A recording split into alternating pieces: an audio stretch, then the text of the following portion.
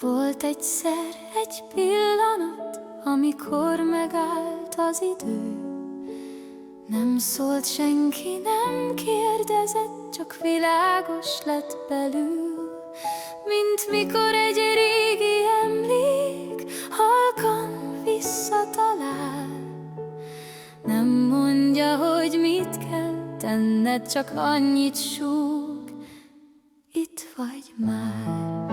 Nem messze van, nem titok, nem a végén vár. A kérdés nem viszel innen, csak közelebb hozzá. Most nyílik ki a csend kapuja, most kérdezek, és elég. Nem választ várok, csak fényt, ami mindig is bennem ég. Most hallom meg, ami hívott, mielőtt tudtam a nevét.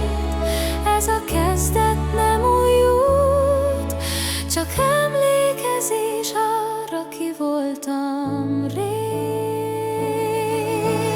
Annyi történet, annyi kép, amit a világ mesélt, de van egy hang a zaj alatt, ami mindig velem beszélt.